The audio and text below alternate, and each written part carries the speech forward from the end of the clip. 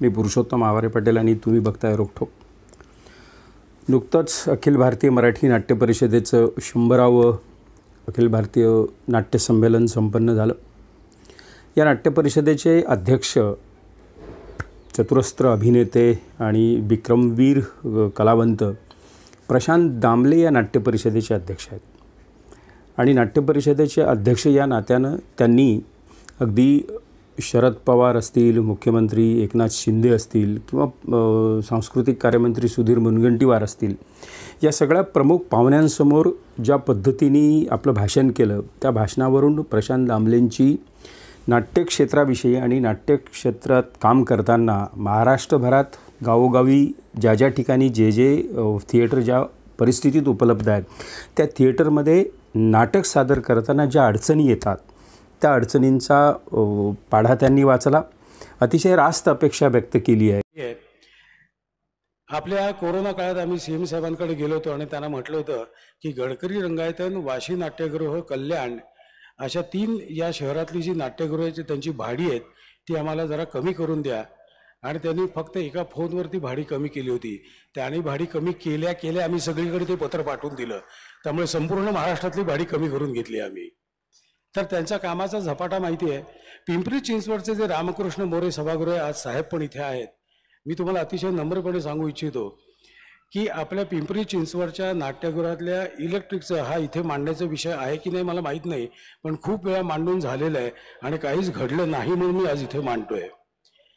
पिंपरी चिंचवड नाट्यगृहातलं इलेक्ट्रिकचं जे बिल आहे, नॉर्मली नाट्यगृह म्हटल्यावर नाटक झाल्यानंतर बेसिक रिक्वायरमेंट आहे की बसून रात्री आमचा 12:30 पाऊणला जे प्रयोग संपल्यानंतर बसून जेवायची व्यवस्था असणं गरजेचं आहे। आम्ही अनेक ठिकाणी हातात ताट घेऊन रात्री जेवतो, तो काही प्रश्न नाही, आम्हाला नाटकाची हौस आहे त्यामुळे आम्ही ते करतो। पिंपरी चिंचवडच्या रामकृष्ण मोरे सभागृहाच्या बाबतीत असं झालेलं आहे की पूर्वी तिथे हॉल होता, आजही हॉल आहे, पण त्या हॉलचं जेवण वाढण्यासाठी 500 रुपये भाडं लावायला सुरुवात केलेली आहे, जे अतिशय दुःखदायक आहे। दुसरी महत्त्वाची गोष्ट अशी आहे की नाट्यगृहाचं जे इलेक्ट्रिकचं भाडं आहे ते फक्त चिंचवडमध्येच नाही, पुण्यामध्येच नाही, महाराष्ट्रातच नाही, भारतातच नाही, आशिया खंडात सगळ्यात जास्त आहे ते म्हणजे 14,000 रुपये इलेक्ट्रिकचं भाडं, जे बाकी सगळ्या ठिकाणी 2,500 ते 3,000च्या घरात असतं। आणि हे सांगून काही घडत नाही, त्यामुळे आज मी तुमच्यासमोर नम्र विनंती करतो सर की ह्याच्यात कृपया लक्ष घाला। बाकी पिंपरीचे तुम्ही भाडं किती वाढलं तरी आम्ही येणार बरं का, इथे तुम्ही किती भाडं वाढवा आम्ही येणार, कारण आमचा नाट्यरसिक इथे आहे, आम्हाला नाटकात काम करायला आवडतं आणि नाट्यरसिक इकडचा उत्तम आहे, त्यामुळे आम्ही इथे येणार, पण तुम्ही लक्ष घ्यावं एवढी विनंती आहे।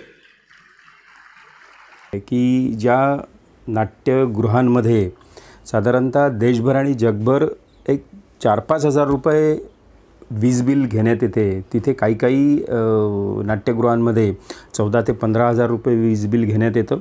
भाडे प्रचंड वाढलेले आहेत। त्या नाट्यगृहांमध्ये अव्यवस्था प्रचंड असते, म्हणजे अनेकदा प्रशांत दामलेंनी स्वतःच्या फेसबुक अकाउंटवरून ते सगळं उघड करून दाखवलेलं आहे की कुठे कुठे काय काय अव्यवस्था आहे। अशाही परिस्थितीत महाराष्ट्रातली ही नाट्यकला जिवंत राहावी, चळवळ जिवंत राहावी, त्याच्यासाठी हे लोक प्रयत्न करत आहेत।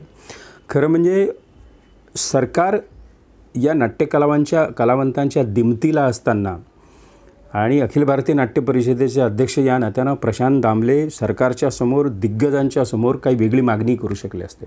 अनेक कलावंत असे आहेत की जे नाशिक, मुंबई, पुणे आणि काही महाराष्ट्रातल्या प्रमुख ठिकाणी स्वतःच्या कला अकादमीला जागा मागतात, आणखी काही मागतात, मुंबईत जागा मागतात। अनेक कलावंत असे आहेत स्वतःच्या पदरात काही गोष्टी कशा पाडून घेता येतील याचा प्रयत्न करतात। मात्र प्रशांत दामलेंच्या भाषणामध्ये असं कुठेही दिसलं नाही। उलट पडद्यामागच्या कलावंतांची, पडद्यावरच्या कलावंतांची, नाट्यक्षेत्राशी संलग्नित असणाऱ्या प्रत्येक घटकाला भेडसावणाऱ्या ज्या काही समस्या आहेत त्या समस्यांचं उत्तर मागणारं भाषण प्रशांत दामलेंचं होतं।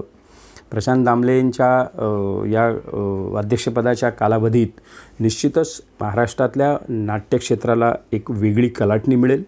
अनेक प्रश्न जे प्रलंबित आहेत वर्षानुवर्ष ते प्रश्न प्रशांत दामलेंच्या अध्यक्षपदाच्या कार्यकाळात निश्चित सुटतील याची आपल्याला अपेक्षा आहे।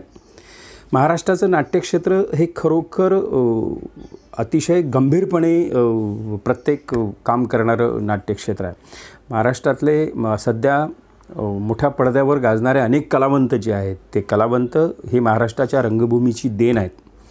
अत्युच्च म्हणजे ज्यांनी ऑस्करपर्यंत मजल मारली आहे असे अनेक कलावंत महाराष्ट्राच्या भूमीनी महाराष्ट्राच्या या सांस्कृतिक क्षेत्राला दिले आहेत.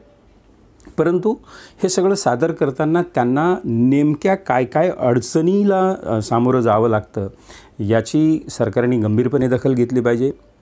आपल्या सुदैवानं योगायोगानं अतिशय गंभीरपणे प्रत्येक गोष्ट घेणारा सांस्कृतिक कार्यमंत्री सुधीरभाऊ मुनगंटीवारांच्या रूपाने महाराष्ट्राला लाभलेला आहे. सुधीर मुनगंटीवारांचं वैशिष्ट्य आहे की एखादी गोष्ट त्यांच्या कानावर टाकली आणि त्यांना ते योग्य अँगलनी जर पटवून दिली तर मला वाटते महाराष्ट्राच्या हितासाठी समाजाच्या हितासाठी हा माणूस प्रचंड फॉलोअप करतो. अगदी आमदार असतानापासून मी अतिशय जवळून सुधीर मुनगंटीवारांची सगळी कार्यपद्धती बघतो आहे. महाराष्ट्राचे सांस्कृतिक कार्यमंत्री झाल्यापासून त्यांनी साधारणतः नाट्यक्षेत्राच्या समस्या सोडवण्यासाठी आधीच प्रयत्न सुरू केले आहेत. महाराष्ट्रात सरकारी खर्चानं जवळपास 75 अत्याधुनिक नाट्यगृह बांधण्याचा जो संकल्प सुधीर मुनगंटीवारांनी केला आहे ते कार्य ती प्रतिज्ञा मला वाटते महाराष्ट्राचं सांस्कृतिक संचित अधिक पुढे घेऊन जाण्यासाठी निश्चित कारणीभूत होईल. अशा परिस्थितीमध्ये नाट्यसंमेलनाच्या निमित्ताने प्रशांत दामलेंनी केलेली मागणी असेल किंवा इतर सगळ्या कलावंतांनी ज्या पद्धतीने त्याची सगळं मंथन केलं 100व्या नाट्यसंमेलनाच्या निमित्ताने आणि जागर कलेचा अशा पद्धतीचं महाराष्ट्रामध्ये जवळपास 20 ते 25 सेंटरवर जिल्ह्यांमध्ये नवे कलावंत या निमित्ताने रंगभूमीला मिळावेत, अतिशय दमदार कलावंत मिळावेत याचाही प्रयत्न प्रशांत दामलेंच्या माध्यमातून अखिल भारतीय मराठी नाट्य परिषद करते आहे. हाही प्रयत्न अतिशय कौतुकास्पद आहे. गेल्या काही वर्षामध्ये साधारणतः महाराष्ट्राच्या या कलाक्षेत्रात म्हणजे नाट्य असेल, अभिनयाचं क्षेत्र असेल, सिनेमाचं क्षेत्र असेल, हे आता काही एका विशिष्ट वर्गाची मक्तेदारी राहिलेली नाही. एक काळ असा होता की विशिष्ट वर्गाची मक्तेदारी होती, प्रामुख्यानं ब्राह्मण वर्ग त्यात अधिक जात होता. सुरुवातीपासून मुस्लिमांचं बरंच प्राबल्य होतं, परंतु गेल्या 25-30 वर्षामध्ये तो टोटली ते सगळी पद्धत चेंज झालेली आहे. बहुजन समाजातली माणसं, दलित समाजातली माणसं, आदिवासी समाजातली माणसं, भटक्या विमुक्तांमधली माणसं, जिथे जिथे कला आहे, ज्या ज्या माणसांमध्ये काहीतरी स्पार्क आहे, असे सगळे स्पार्क एकत्र येत आहेत.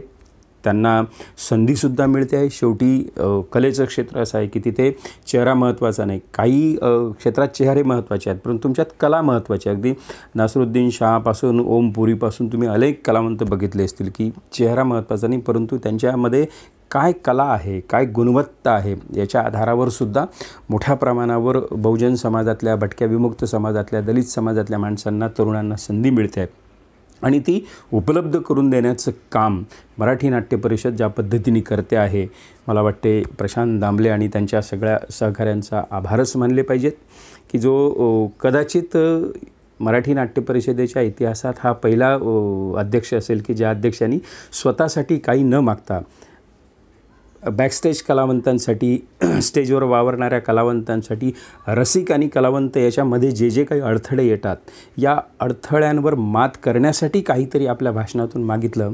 मला वाटते निश्चितच हे महाराष्ट्राचं सांस्कृतिक दालन अधिक समृद्ध करणारं हा प्रयत्न आहे.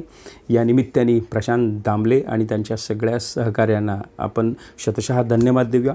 मित्रो, हा व्हिडिओ आवडला असेल तर निश्चित शेअर करा, लाईक करा. धन्यवाद.